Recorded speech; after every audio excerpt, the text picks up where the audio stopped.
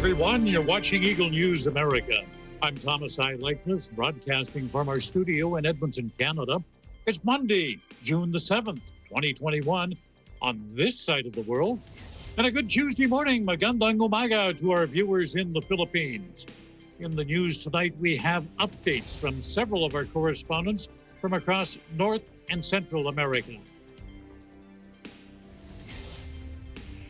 Mila Simbulan in Swarthmore, Pennsylvania. Pennsylvania Department of Agriculture highlights investment on building urban food gardens.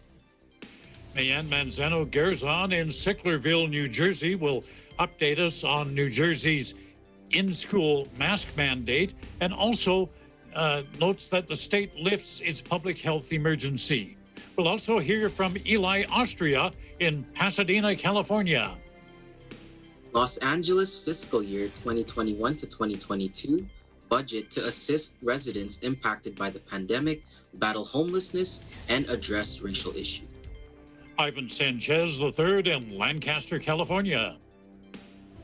Survey says many Los Angeles residents are unsatisfied with their current living conditions. Bay Davila in Panama tells us that that country is banning single-use plastics. And Samantha Ilagan in Biloxi, Mississippi, has a couple of stories. Home fireworks still not legal. There's a boil water advisory because of a broken water line. In sports, Michael Hudson tells us about the first Filipino to win the Women's Open. And for our roundtable tonight, what are the essentials that you must bring on a camping trip? Our coverage begins now. A horrific story from Canada. 4 members of a Muslim family are dead, and a child is in serious condition after being run down in a crosswalk by a pickup truck in London, Ontario. London Detective Superintendent Paul Waite says it happened about 8:30 p.m. last night. He says it was a premeditated attack. He says there's evidence that this was planned, it was motivated by hate, and he says it's believed that these victims were targeted because they were Muslim. He says there's no known previous connection between the suspect and the victims. White says the family was waiting at the intersection to cross a road when a pickup truck mounted the curb and struck them. The truck then sped off, stopped at a shopping mall about 7 kilometers away, where police arrested the driver. Police have charged 20-year-old Nathaniel Veltman with 4 counts of first-degree murder and 1 count of attempted murder. A woman was pronounced dead at the scene. A man, a woman, and 2 children were taken to hospital. The 2 adults and a teenage child succumbed to their injuries.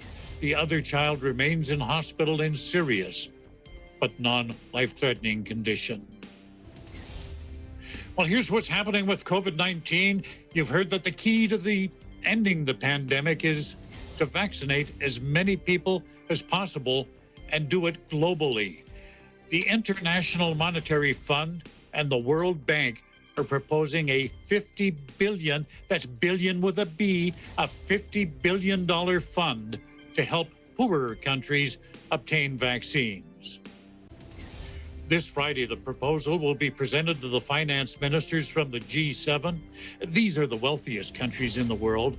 Washington-based bankers are warning that unless we get vaccines into the arms of people in poverty-stricken countries, the pandemic will be prolonged, more people will die, poverty will deepen. And because it puts developed countries at risk, because the virus and its variants don't respect geographic boundaries.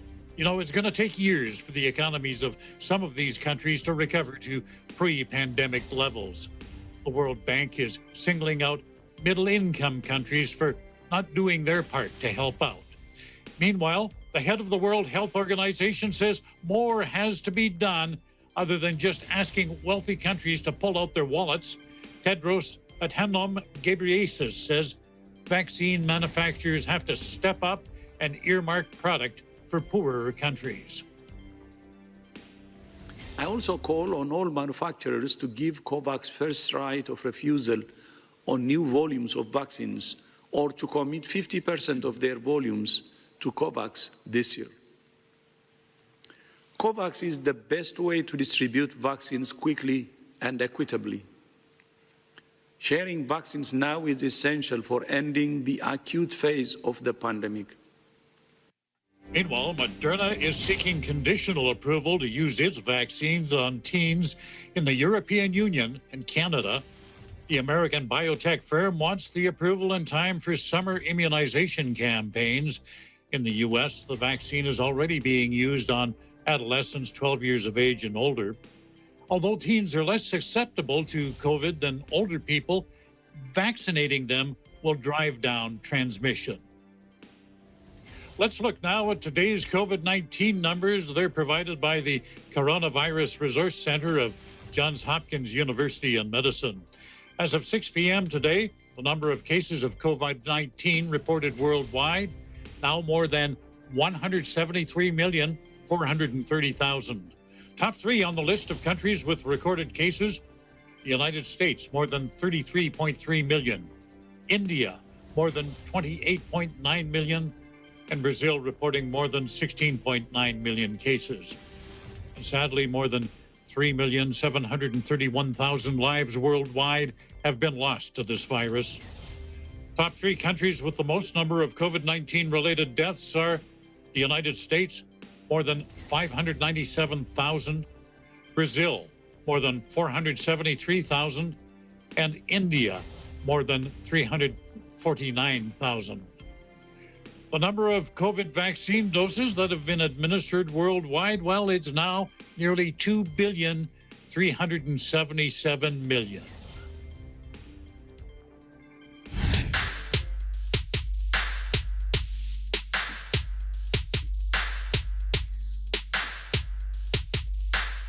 And now we'll look at how the environment is affecting us. First, we go to Sri Lanka. Two issues there: flooding and that container ship that's sinking off the country's coast. Now, we talked about this ship last week. It was a ship loaded with chemicals and plastic that burned offshore for almost 2 weeks.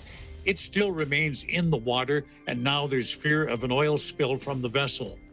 Environmentalists are suing the Sri Lankan government and operators of the ship. They say local authorities should have been able to prevent what they call the worst marine disaster in Sri Lankan history. They say the crew knew of an acid leak on May 11th, and that was long before the ship entered Sri Lankan waters. And they say local authorities should not have allowed that vessel in. Now, tons of microplastic granules from the ship have swamped an 80-kilometer stretch of beach. It's been declared off limits for residents. Fishing in the area has been banned. An environmentalist, Ramatha Withanaj, says it's going to be years before the damage is cleaned up. As long as the ship is still in the water, it will continue to contaminate. So I think immediately they have to remove all the containers and the toxic ship.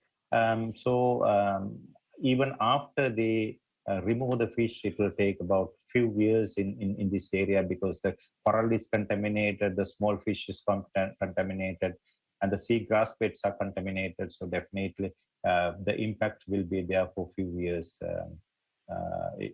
and if not decades, actually. Adding to Sri Lanka's environmental woes, flooding from monsoon rains. Floods and mudslides, I should say, have left at least 16 people dead, more than 250,000 people homeless. The monsoons hit the island nation twice a year. They bring vital rain for irrigation as well as hydropower generation, but they also cause frequent loss of life and damage to property. In Central America, the nation of Panama banning single-use plastics. More on that story from EBC's May Davila. Panama announces that as of July 1, 2021, the marketing ban of 7 single-use plastic products will come into effect. This law regulates the progressive reduction and replacement of single-use plastics. The Autoridad de Protección al Consumidor y Defensa de la Competencia, or ACODECO, will guide economic agents on the prohibited products in the first phase of implementation. This law provides different implementation periods by products. The first 7 to be released July 1st are plastic swabs for the ear, plastic cover for laundry clothes, plastic rods to hold balloons, plastic toothpicks, plastic cocktail sticks, plastic candy sticks, and can rings. Those that will mainly start with the progressive replacement of single-use plastics are the following: commercial premises such as laundry shops, supermarkets, grocery stores, mini supermarkets, pharmacies, restaurants, and shops in general that sell balloons, the home section and beverage section. All of these items must be replaced by recyclable, disposable, biodegradable, or compostable materials. ACODECO reports that the institution is empowered to impose the corresponding sanctions, ensuring the non-commercialization of single-use plastic products. It is the responsibility of the Ministry of the Environment to supervise the implementation of the National Strategic Plan for the Reduction of Single-Use Plastic. It is also responsible for the regulation of the law, where the classification of offenses will be established. For the second phase, beginning July 1, 2022, the marketing of 3 products will be prohibited: plastic packaging for eggs, disposable plastic stirrers, and disposable plastic plates. Beginning December 31, 2023, the manufacture and sale of plastic straws will be altogether prohibited in the country. Desde Ciudad de Panama, May Davila, Eagle News. Vivimos en tiempos interesantes. Rescue workers in Pakistan are clearing debris from the tracks after an intercity train collided with a derailed express train. At least 43 people dead in that accident. It happened Monday. About 1,200 passengers were aboard the 2 trains, many trapped in the wreckage for several hours. Because of the remote location, communications were difficult. One rescue worker said he had to stand on top of his vehicle to get a cell phone signal. A government official says the track where the accident occurred was built in the 1880s, almost 130 years ago. He describes it as a shambles. A herd of 15 wild elephants is terrifying residents in southwestern China. The pachyderms wander through villages, scaring people and destroying property. They go into people's backyards, leaving behind flattened trees and crumpled garage doors. On farms, they've wrecked crops, causing more than $1 million in damage. And here you can see what happened when they visited somebody's home. The animals are about 500 kilometers from their natural home. They've been on the move searching for food. In one region, the local government has tried using large trucks to block their path coming into communities. Success has been somewhat limited. And here in Edmonton, the biggest wildlife issue we have is wild rabbits raiding the garden. Up next, we have stories from Pennsylvania and New Jersey. Eagle News America continues.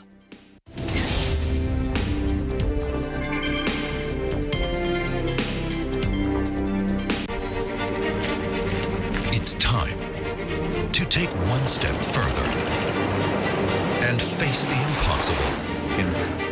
Time to search the unknown and fight for the truth. Time to overcome boundaries and connect the world.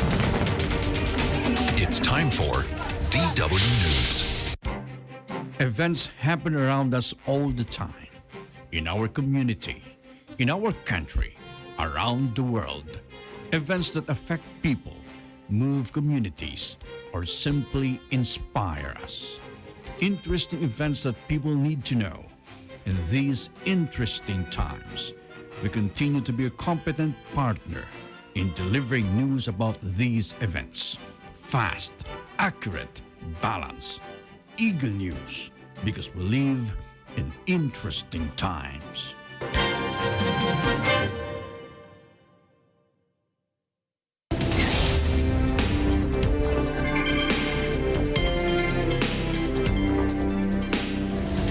You're watching Eagle News America. I'm Thomas I. Likeness. Urban food gardens. Well, you know, They give us city folk a chance to grow some of our own foods. And in Pennsylvania, the idea is getting some support from the state. To tell us more, we're joined live by Eagle News correspondent Mila Simbulan. Mila, what do these gardens mean for people living in the city?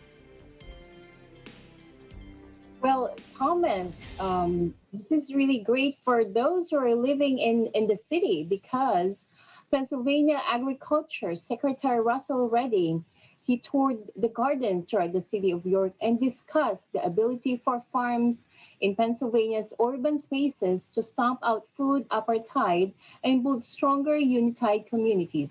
Take a look.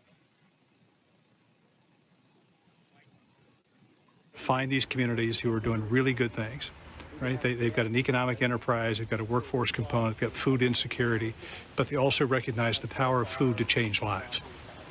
And putting that together through the Farm Bill and the Urban Act grants, I think has been so transformative. Today is another example of it.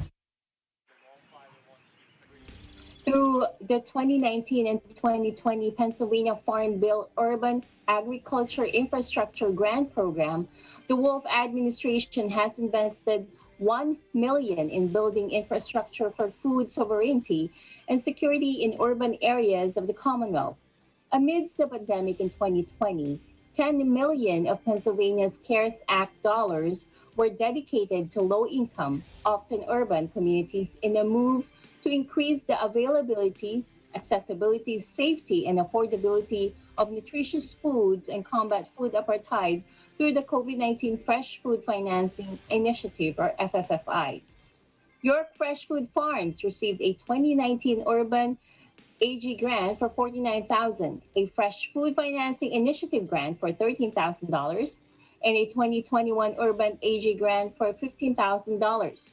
Funding from these grants has been used to drastically improve agriculture infrastructure on their farms and for their mobile produce market, offer free home delivery for low-income York City residents, and implement a farm-to-pantry initiative during COVID-19, where food from York Fresh Food Farms and other local farmers were provided direct to York City food pantries. Since its inception during the pandemic, the Farm-to-Pantry program has provided more than 900 pounds of local pastured chicken and 10,000 pounds of fresh produce to the community. Here's community health specialist with the City of York, Kalechi Anyatonu, to tell us more. Take a look. Cultural grant, and through these programs we're able to provide them with that food at an affordable rate, that they're able to use their SNAP, WIC, or any food stamp benefits, which is really important for our low-income families. So I think that's on the surface, that's a really beneficial part that adds value to the community. With production in cities, from rooftop or vacant plot gardens to vertical or indoor farming, plays an important role in advancing food and nutritional security. The historic Pennsylvania Farm Bill provided targeted investments that saw Pennsylvania's agriculture industry and food insecure communities through the COVID-19 pandemic. The Urban Agriculture Infrastructure Grant Program is the one program of the comprehensive package, works to break down walls and inequality while providing fresh, healthy foods in urban areas where access to food is limited, while also exposing young Pennsylvanians to agriculture and the career opportunities held by the industry. The Fresh Food Financing Initiative was funded at $10 million through the Federal CARES Act for profit, nonprofit, or cooperative entities, including grocery stores, corner stores, convenience stores, neighborhood markets, bodegas, food hubs, mobile markets, farmers markets, on-farm markets, urban farms, and food aggregation centers with a direct connection to direct-to-consumer retail outlets were eligible to apply. Thomas, for the weather here in Swarthmore, it's 83 degrees Fahrenheit or 28 degrees Celsius with cloudy skies. In Swarthmore, Pennsylvania, Mila Simbulan, Eagle News, we live in interesting times. Back to you, Thomas.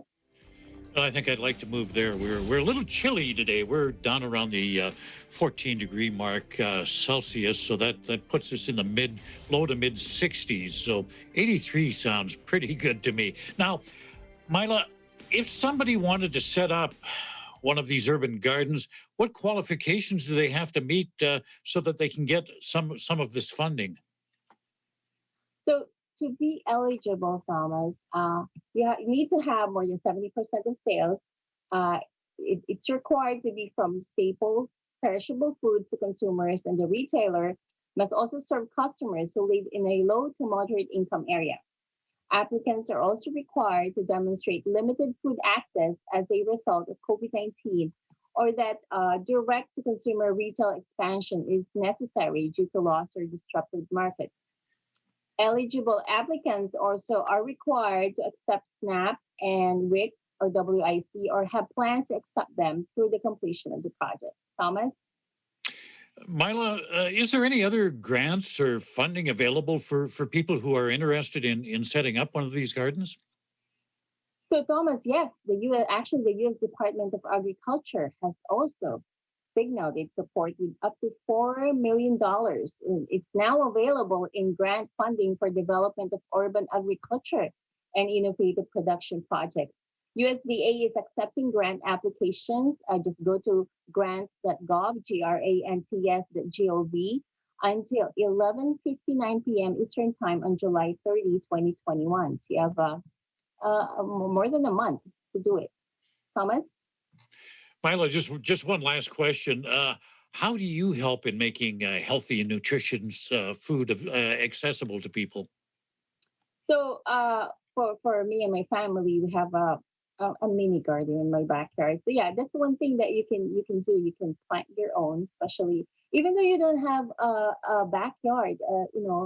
I mean, you can have.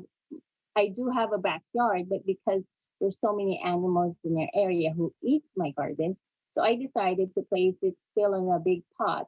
I have tomatoes in a big pot and put it on top of a table. I also planted some herbs. If you have herbs, you can use it.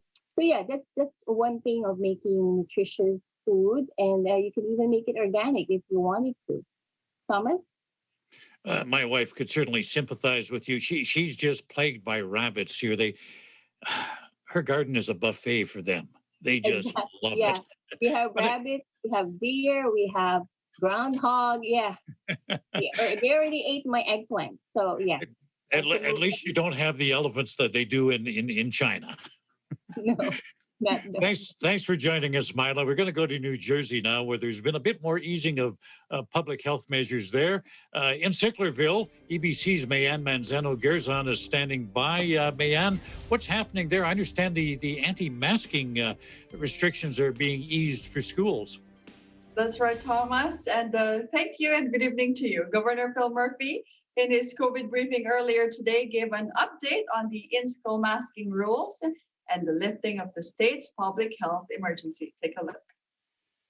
Reminder to all school officials, our current masking requirements do include exceptions for cases of extreme heat and outdoor settings and for situations indoors or outdoors where wearing a mask would inhibit the individual's health. School officials are empowered to relax masking among students and staff in their buildings given extreme weather conditions, and we hope they will make the right calls for their educational communities.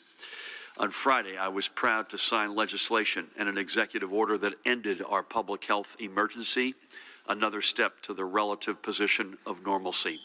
And this legislation also ensures that we maintain the tools we need to continue our final assault on this virus and to end the pandemic.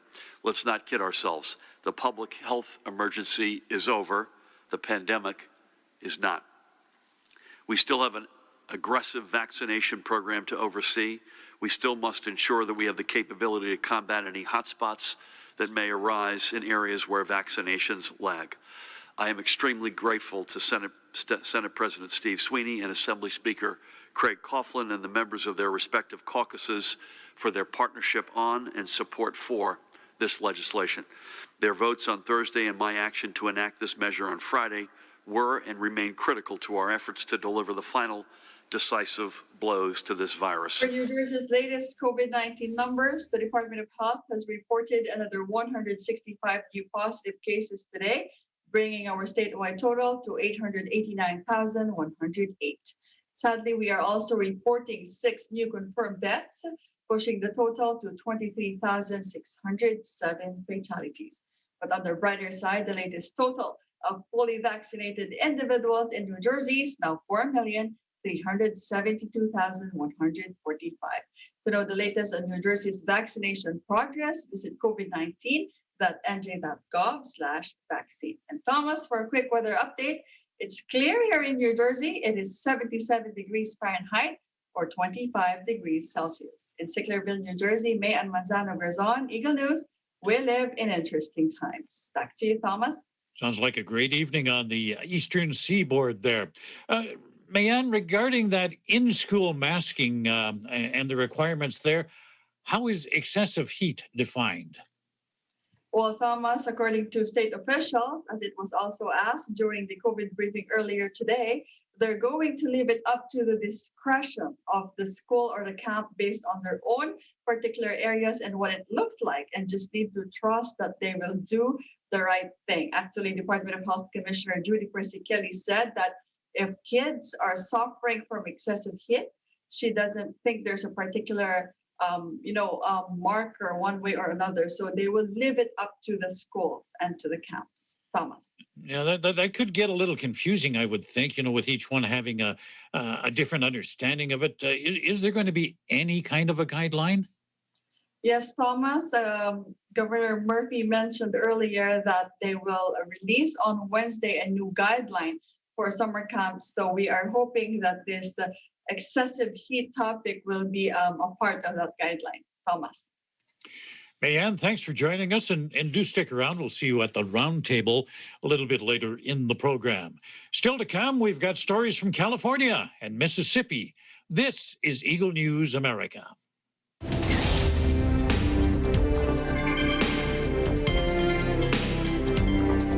Start up your weekday mornings with edutainment, news, and information kasama ang inyong paboritong Net25 shows. Samahan ang inyong paboritong morning barkada sa Pambansang Almusal at 5 a.m. Tatalakayin mga pangunahing balita sa pagtutulungan ng Radyo Agila at Net25. Samahan si Weng de la Fuente sa Balitalakayan, 7 a.m. Saganang Mamamayan at 8 a.m. NHK World at 9 a.m. Eagle News International at 10 a.m. At mga balitang dapat niyong malaman mula sa Agila, Pilipinas at 11 a.m. This is your morning startup every weekday mornings only here on Net25.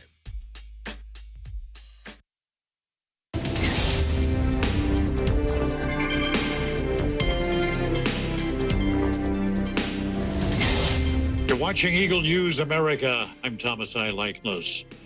Pandemic, homelessness, racial matters. Those are three issues the city of Los Angeles plans to address in the budget it just passed. Eagle News correspondent Eli Austria joins us now with the details. Welcome to the program, Eli. Thank you, Thomas. Good evening to you. After being unanimously accepted and passed by the City Council, Los Angeles Mayor Eric Garcetti approves and signs the finalized budget for the new fiscal year of 2021 to 2022. The budget allocates resources to assist Los Angeles residents in their road to recovery from this pandemic, as well as about $1 billion to combat the city's homelessness problem and $300 million to address racial and economic issues. The expenditure allotted for the homelessness crisis is $955 million, which includes state and federal funding from the previous year, plus the $791 million in this signed new budget. This is a record-breaking amount for Los Angeles and is described as the city's largest ever investment, being over twice the amount the city is presently spending in tackling this growing crisis. Mayor Garcetti states, "This budget is about more than recovering from a once-in-a-generation crisis. It's about bending the arc of our city's history in the direction of greater equity and justice. This moment demands nothing less than our most courageous efforts to lift up those in need, and this budget charts a course to meet our highest ambitions, restoring what we've lost and building on what makes Los Angeles the best city in the world. The signed 2021 to 2022 budget also includes the additional $639 million funding from the American Rescue Plan to help residents greatly impacted by the pandemic. In addition, Los Angeles City Council member Paul Krikorian, who is the Budget and Finance Committee chairman, stated, approved in the wake of the worst fiscal crisis in city history, the 2021-22 budget is a monumental step forward. It enhances park services to levels not seen for over a decade, allocates a record amount of funds to address homelessness in our neighborhoods, provides an array of environmental protections, expands the senior meal program, offers millions to businesses coming out of the pandemic, and attacks the problem of economic inequality across communities. In Pasadena, California, Eli Austria, Eagle News, we live in interesting times. Back to you, Thomas. Eli, besides the issues you mentioned in your report, what other main parts are in this new city budget? Right, Thomas. So there are other key parts of this signed budget. Just to name a few, there is funding for the city's tourism and hospitality sectors, which equates to about $62 million for small businesses like restaurants and LA's Alfresco program. And then there's another $33 million for the city's efforts to reduce gangs and develop our youth to aspire for a brighter future and be strong pillars in society. And then there will be $30 million to support green energy like solar energy generation and EV charging stations. And then there will be $29 million for the nation's guaranteed basic income pilot. And finally, there's about $8.7 million that will go towards employing young adults for beautification projects within the various communities. And that includes 1,000 low-income teens that will be hired to tutor siblings struggling with distance learning.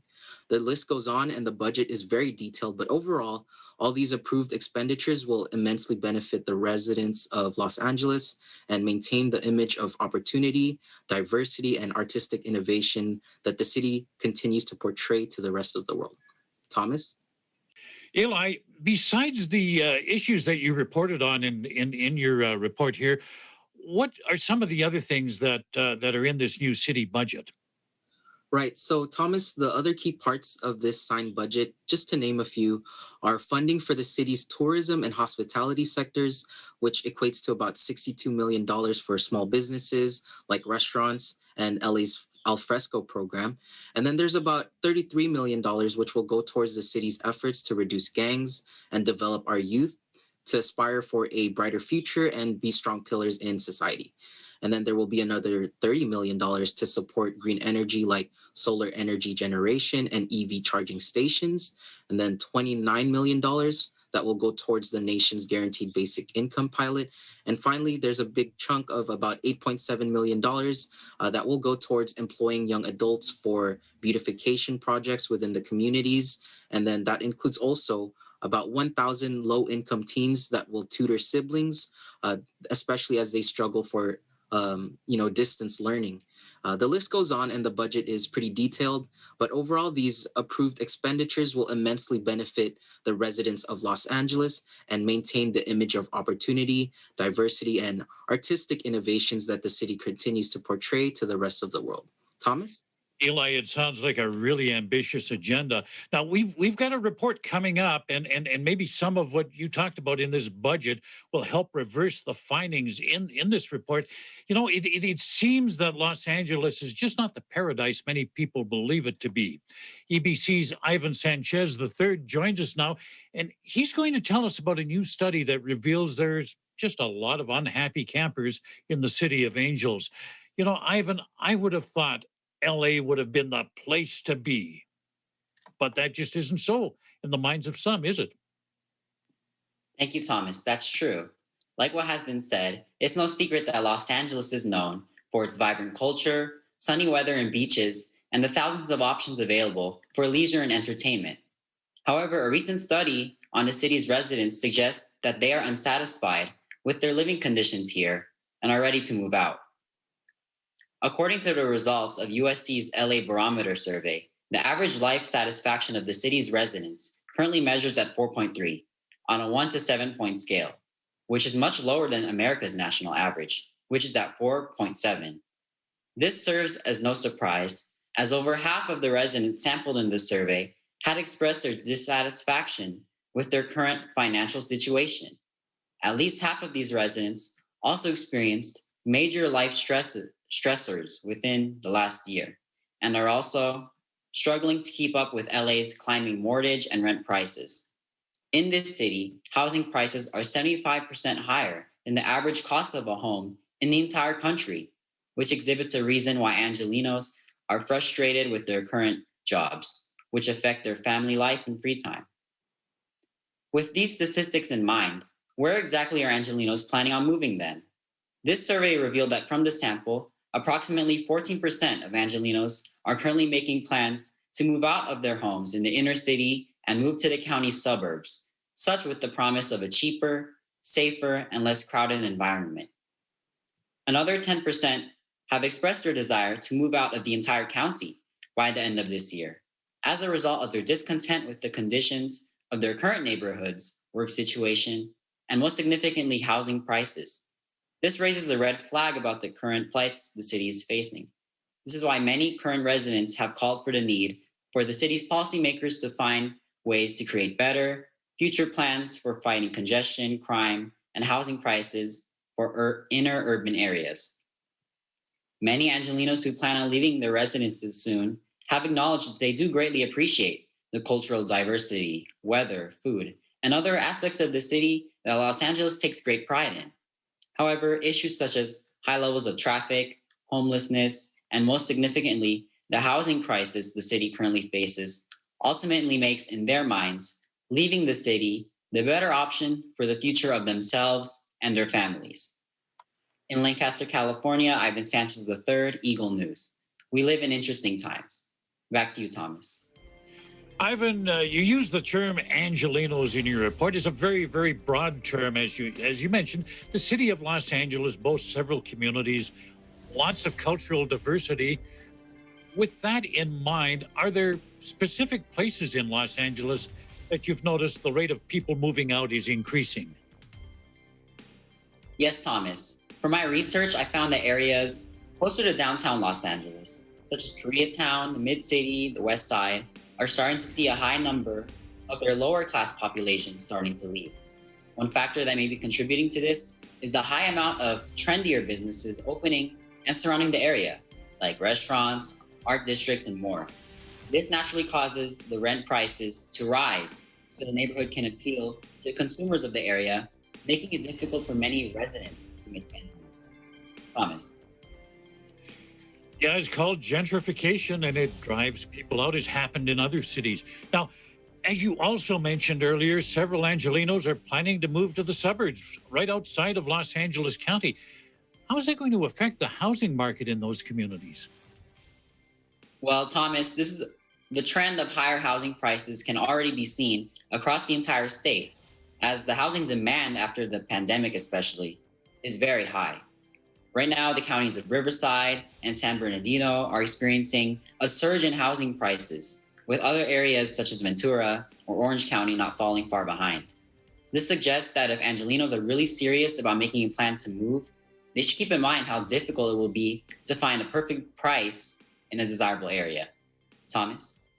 It's a lot to think about.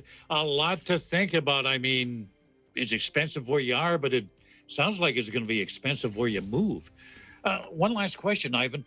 Are you aware if your family or anyone else you know is planning on making a big move soon? And if so, what is prompting that? Yes, Thomas. So I have relatives in Los Angeles who are taking it to the next level and are trying to find much cheaper homes in faraway states, such as Idaho or Texas. And even though these areas are so much different than LA, it seems as though making that big transition is the only option to find a better life, a more comfortable life in the midst of Los Angeles's current housing crisis. Thomas. I can kind of relate to it here. I mean, paradise apparently is in Vancouver on our west coast. I live in Edmonton, not the greatest place in the world, but affordable. Maybe some of the places they might want to think about is Biloxi, Mississippi, is Pretty good place. We're headed there next. One thing, though, it's bad news if you want to celebrate the 4th of July in Biloxi with fireworks in your backyard. EBC's Samantha Ilagan explains why. Oh, and she also tells us about a problem with the city's drinking water. Thank you, and hello from Biloxi, Mississippi. Last Friday, during the Biloxi City Council meeting, a measure to allow residents to shoot fireworks on 4th of July and New Year's Eve was tabled for a second time. At the moment, shooting of fireworks is still illegal in Biloxi. However, sales have continued to take place since the Holloway administration legalized them. In other news, the Biloxi Public Works Department has been very busy this past week removing piles of sand that accumulated on the sidewalks north of the highway along US 90 and Broadwater. Last Wednesday, they spent several hours repairing a leaking 4-inch water on Big Lake Road in West Biloxi. The damaged water line was buried 7 feet underground, and the leak led to water services being cut off for residences along Big Lake Road and its connecting streets. Homes that lost water service during the repair are currently under a precautionary mandated boil water notice. Public Works crews will hang notices on the doors of homes that were affected once the boil notice has been lifted. Typically, it takes 2 days for the city to receive 2 clear samples after a boil notice is issued. As of June 6 of this year, COVID-19 cases in the state of Mississippi are as follows: 332 new cases, bringing the total to 318,521, with 308,103 presumed recovered and 8 deaths between June 4th to 6th, totaling 7,333. The temperature in Mississippi right now is 84 degrees with 15% precipitation, 79% humidity, and wind speeds at 9 miles per hour. Stay tuned to Eagle News for the latest updates. Meanwhile, I hope you are staying safe in your part of the country. In Biloxi, Mississippi, I'm Samantha Ilagan, Eagle News. We live in interesting times. Back to you in the studio. Still to come, EBC Sports and tonight's roundtable. What gear do you consider essential to make you a happy camper when you venture out into the wilderness? You're watching Eagle News America.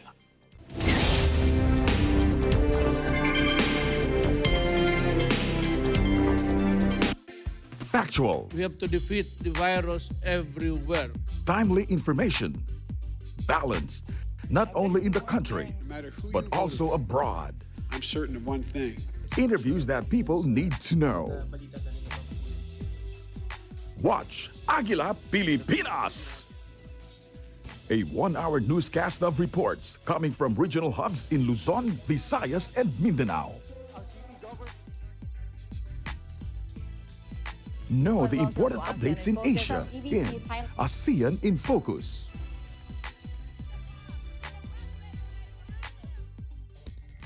Track the latest stories in the provinces in Aguila Provincia. Tune into Mata ng Aguila, the evening primetime news program of Net25. Balanced and objective, Mata ng Aguila covers national and international issues, tackles news on business, health, science, and technology, entertainment, sports and human interest features, and current events. And Eagle News International delivers the latest global reports, impartial, accessible, and up-to-date. It brings to fore EBC's rich international scope and access to valuable information streams. Well, thank you to explain our health outdoor. Catch these programs on Net25. You can also watch our news programs through eaglenews.ph and Eagle News Facebook page and YouTube channel.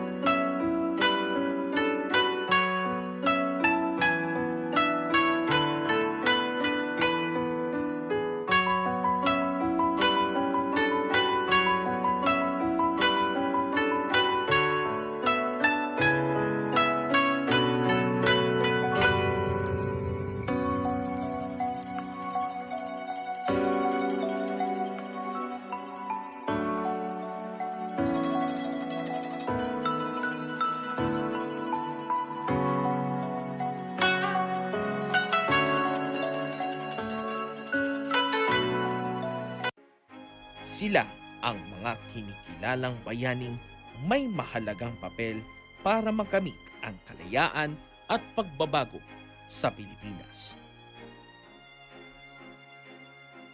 Pero sa panahong ito, may mga bagong bayaning nakikipaglaban sa sakit na lumaganap sa buong daigdig, ang COVID-19.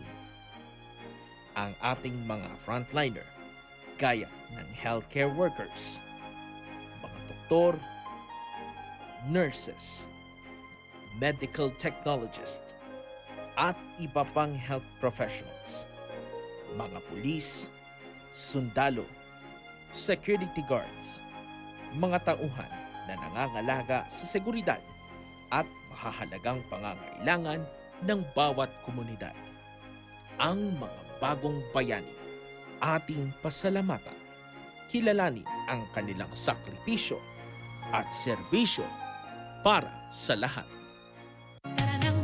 Samahan sina Wedge Kujamat, itong balitang panggising sa ulo ng mga balita. Apple David, Sa 60 katao ang isinugod sa ospital. TV Publiko Economic sabotage ang mga tiwaling negosyante. at Cristel Fesalbon Pagpresyo ng gulay, makakausap natin para iatid sa inyo ang mga kaganapan at pangyayari sa bansa at sa iba't ibang panig ng mundo. Mga napapanahong isyu ng bayan. May balitang sports, entertainment at iba pang kaalaman. Simula Lunes hanggang Biyernes, alas 5 ng umaga sa paborito nyong morning show, Pambansang Almusal, dito sa Net 25. Pambansang Almusal. Broadcast journalist Wayne De La Fuente returns on Philippine television and radio to deliver top stories and engage with the country's policymakers, shapers, and movers. Tatalakayin ang mga pangunahing balita live sa teleradyo ng Net 25 at Radyo Aguila DCEC 1062. Kasama si Wayne De La Fuente sa Balit Talakayan. Ako si Wayne De La Fuente at itong Balit Talakayan will live in interesting times.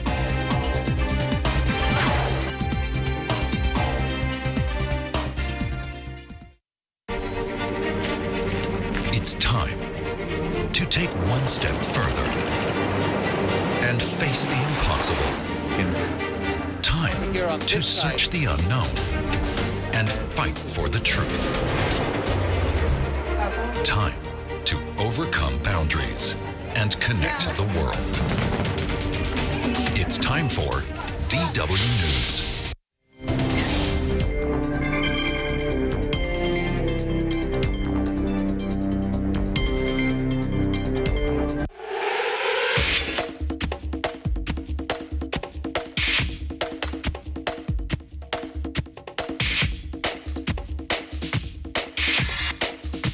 We have some great news in the world of sports, and it becomes more meaningful if you're a golf fan, a woman, a teenager, and a Filipino. Well, to explain all of that, we've got our avid golfer and fan, Michael Hudson, with this report. Hey, hope you're doing well, sports fans. I have some exciting news as it comes to the LPGA Tour. Yuka Saso became the first Filipina and tied for the youngest ever winner of the US Open, which is one of the biggest tournament majors of the year in the sport of golf. The 19-year-old simply defied the odds, beginning the day getting 2 double bogeys in her first 3 holes before storming back and getting a birdie and par on holes 17 and 18, pinning her against Japanese Nasa Hanakoa in a 2-hole and then a sudden death playoff for the tournament. On the playoff's 3rd hole, Saso drained a clutch 10-foot birdie that gave her the historic win. Saso admits that she has modeled her golf game as well as her golf swing after PGA Tour superstar Rory McIlroy, and he even congratulated her on his Instagram page as soon as she raised the trophy from her win. And I quote, "Watching him made me feel like, oh, he's a very cool guy, he's got a very nice swing, so I said to myself, why not, and copy it." And that's where it all started. She continues, "I hope to meet him in person and say hi to get a signature or get a picture or whatever," she said. As she won, Saso was very emotional when talking about the sacrifices she made and how much her family in the Philippines helped her to achieve her goal in winning the U.S. Open. Sasso hopes that this win will not only propel her golf career, but also inspire future golfers to follow her footsteps as Rory McIlroy inspired her. And you know, another pretty cool tidbit that I got from this win is that on her Instagram page, she had about 9,000 followers. And ever since she's won, she's bumped up her followers to about 25,000, which is pretty cool. From Seattle, Michael Hudson, Eagle News, we live in interesting times. Back to you.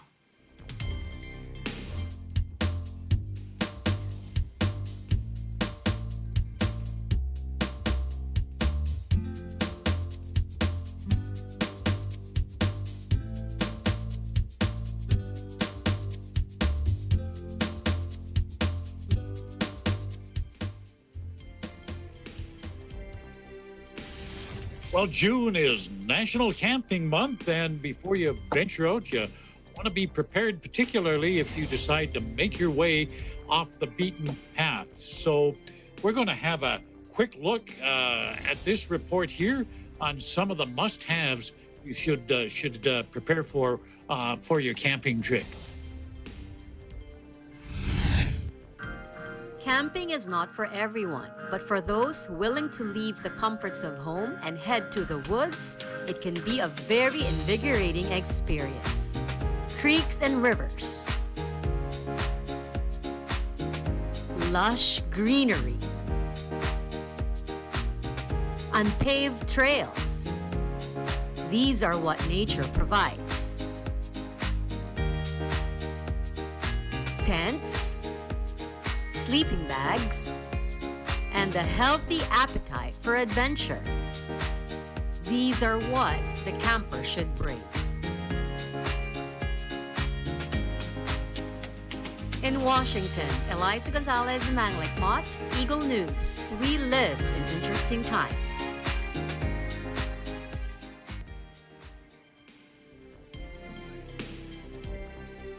Okay, so as we gather about the round table, first of all, I got to find out whether we raise your hands if any of you are campers. Any of you go camping? Oh, we got one. The rest of you are probably like me. So we'll begin with you, Mila. What about your first camping trip? Tell us all about that. When did it all begin? Yeah, it was when I used to live in California. It's in parts of San Bernardino County, and there's also a lake on that camping site. And that was my first time to go camping here in the U.S. And it was fun, though. It was with my uncle, because my uncle loves to camp, and they also have because there's a lake nearby. They also have jet skis, which is also fun. So yeah, I don't have any equipment at that time yet, but that after that experience, I was able to gather some more stuff, because I now started to love camping. So me and my friends also been going camping when I used to in South Lake Tahoe. So yeah, it was fun. Thomas? So you got hooked on that first trip, and we got two guys out there in California, and they say they don't camp. Eli, you don't camp? I've gone camping when I was younger. These days, I'm too busy with like other kind of projects in school. So, when my family used to like going on road trips and such, we would go to like Northern California, like Yosemite National Park. Those are great areas to go camping. It's especially fun for the whole family, especially to get away from, the city life. Here in LA, you get to see some green, some nature. It's a good break, especially from, what we try to do here in the city. So if you had time, would you do more camping? I definitely would. I love the outdoors. It's, it's a good break from, what I usually do here in LA, what the kind of sights you see. It's good to just enjoy some fresh air, especially, being surrounded by trees.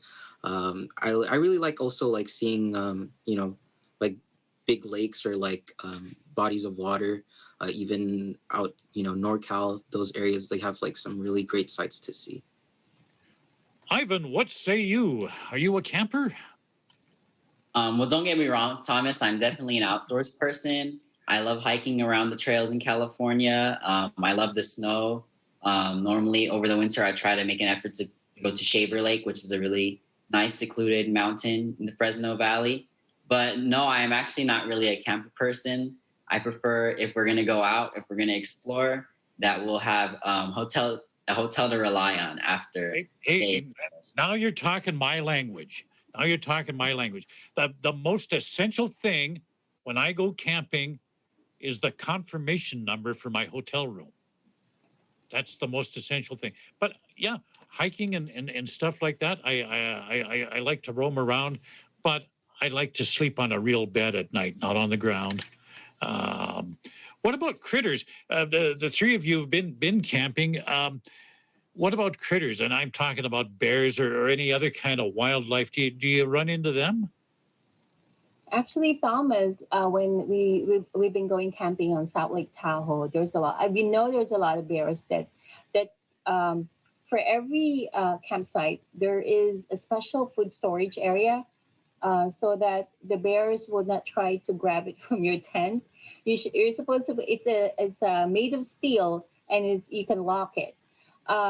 But yeah, that was my. I would love to, because I haven't seen a real bear in the forest. So that was one of my goals also to find a bear. Even whenever I go to Yosemite, we usually stay in a cottage at Yosemite Valley, and I usually early in the morning, or I look out the windows and see if I find some bears. But I haven't really encountered one. I mean, unless I go to the zoo. But yes. And our California campers, have you fellows run across any wildlife while you were out there? You know, it's funny that Mila brought up the food lockers, or like that storage that's used for food. I actually have a story. So one day we went camping in Yosemite, and then my family and I, the only spot we could find, it was kind of later in the afternoon, all the good spots were taken. So we fell upon like this area, and what happened was our food locker was broken. Right. So, we set up our tents and everything. We weren't too worried. But then in the middle of the night, we hear like a banging noise. And then when I looked outside of my tent, I saw a bear, actually. So when I looked out of my tent, I see the bear attacking our food since, the locker wasn't working. So what had happened was a park ranger was already out that night.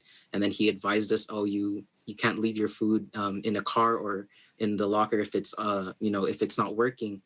So the bear it's funny because the bear went for our rice. If you've never encountered a bear, apparently they like rice. And then what had happened was just it was my first experience seeing a bear out in the wild. So if any of you encounter a bear, one of the tips the park ranger gave us is to try to get on a table or get on top of something and look really tall. And then, you yell at it, like, go away, bear, and then that should kind of scare them. So it's funny that Mila brought it up. I actually did have an experience seeing a bear. It sounds like something almost out of that Hanna-Barbera cartoon, Yogi Bear got your picnic basket. Ivan, you run across any wildlife when you're out on your day camping, day hikes? Everyone has great stories about seeing bears, but unfortunately for me, the closest I've gotten to the bear is the zoo, or like looking at the California flag where the bear is promptly located. But I would say generally, like, I'm very interested in bugs, like bug catching. If I ever do go out like into the forest, that's something that I like to do, just like looking up species and stuff like that. But regardless, I keep bug spray on me. I also keep sunscreen on me because I'm very prone to having mosquitoes, be attracted like where we're camping or whatsoever. And also just for sunscreen, just because my skin is also very sensitive, even if we're shaded by trees. Mila, you looked like you were going to say something there before I went off on my cartoon rant. No, I was just going to say, lucky you, Eli, because you finally found a bear, encountered one as well. And I've been searching for bears whenever I go camping. So lucky you. Yeah, my family didn't find ourselves too lucky. We were actually feeling unlucky because all our food was taken. Yeah. Okay, let's get serious now. Somebody wants to go camping, and they say, can you advise me on something? What are some of the must-haves you must have aside from the confirmation number for your hotel reservation? I'll go first. So you need a tent, of course, and you need a sleeping bag, but make sure also you have a mat where you put your sleeping bag, or else, because sometimes the sleeping bag is so thin that you can still feel sometimes there are rocks under the tent. So you will also have to put another mat on top of the tent, and then put your sleeping bag on it. So yeah, you still feel soft, and you won't feel the rocks. And what else? Flashlight, of course, you need that. Chairs, you have to bring chairs. There's so many stuff here. Of course, food. And yeah, just like what me and Eli experienced, if there are bears, you need to put it on the food storage and lock it. Make sure you lock it as well. What would you recommend, Eli? Well, the first thing I was going to say is, because of my experience, I now always make sure to bring with me a padlock, just in case the food storage is broken, because sometimes they don't actually get reported or serviced by the the staff there. So bring a padlock just in case.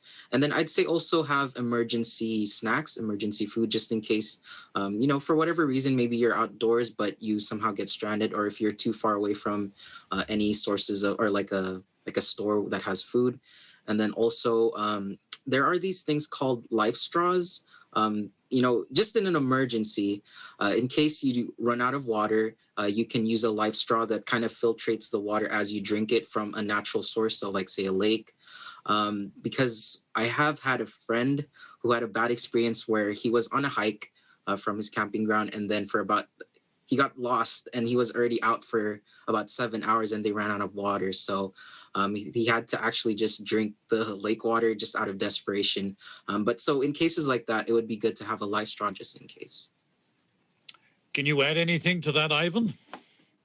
I'm going to go on the safer side. I would say some camping tips I have is just to be aware of what scenery you will see in the place that you plan to go to. Just what food is around the area, not just the food, the emergency supplies I'll bring, but the general culture of the area. There could be other landscapes besides the nature, like local landmarks they could also see around your camping site. And as for me, my favorite food that I would bring to our camping trip is some kind of instant ramen, preferably spicy. Couple of other things that you might want to take along if you don't have a portable camp stove or a portable barbecue, some matches. I don't know what the situation is in the United States, but I know up here in Alberta, you have to buy the wood that you're taking from the campground operator, because they don't want wood coming in from other parts of the country that may or may not have some kind of a pest in it. And then you get that disease in your trees here. So again, you have to buy kind of approved wood. Is that the case down there? It's interesting you bring that up. But, I'm not too sure or familiar. Maybe we were going against the rules, but sometimes we used just the wood that was lying around. I'm not sure if that was mentioned in the campground rules that they usually post up. At this point, though, I want to thank you all for your input. We got to get out of here. The clock's catching up to us. But before we do, I want to salute everybody out there on the front lines. Let's show our appreciation for their work. I'm talking about our first responders, healthcare workers, essential workers of all types. Let's give them a round of applause. We appreciate you, folks. And that's today's Eagle News America. I thank you for joining us. I'm Thomas I. Likeness, and truly, we live in interesting times.